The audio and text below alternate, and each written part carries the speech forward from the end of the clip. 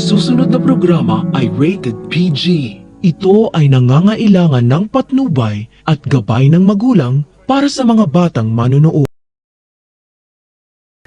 Marami na naman ang na-stress dahil kay Moira sapagkat hindi pa niya inilantad ang sikreto niya na si Zoe ang totoong dahilan kaya tinulak siya nito sa hagdan.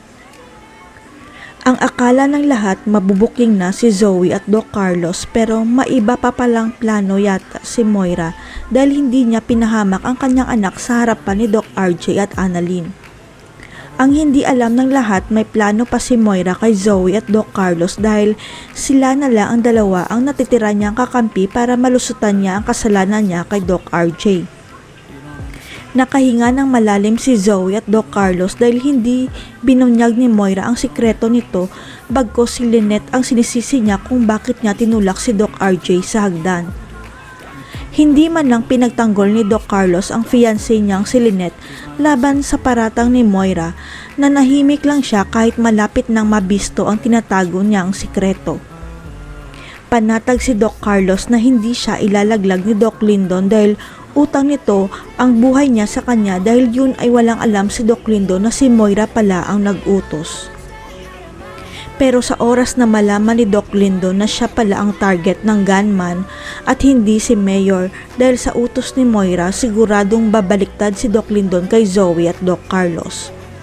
Hanggang sa hindi inaasahan magkukross muli ang landas ni Doc Lyndon at Balahadja at malakas ang kutob ni Doc Lyndon na masamang tao itong pulis na kinausap ni Zoe.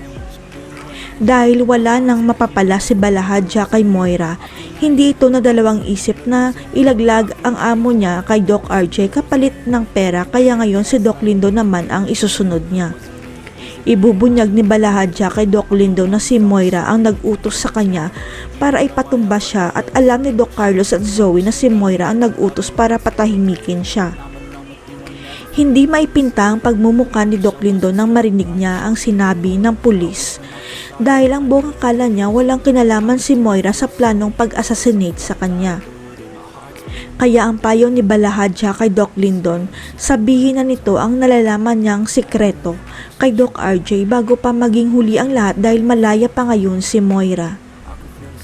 Hindi kasi sinampahan ng kaso ni Doc RJ si Moira sa pagtulak sa kanya sa hagdan, sa kondisyon na wag siyang lalapit sa kanila lalo na sa anak nilang si Zoe. Pero magbabago ang isip ni Doc RJ dahil itutuloy na niya ang pagsampa ng kaso kay Moira dahil ito ang sinabi niya kay Annalyn kaya todo tanggol si Zoe sa mami niya. Sapagkat yun ang plano ni Moira kay Zoe na tulungan siyang kumbinsihin si Doc RJ na wag siyang ipakulong kapalit nito ang pagtago ng sikreto tungkol sa tunay niyang ama. May dahilan na kaya si Doc Lyndon para ibunyag ang katotohanan kay Doc RJ at Annalyn? Ano kaya ang naghihintay na parusa kay Moira mula kay Lolo Pepe at Giselle? Abangan.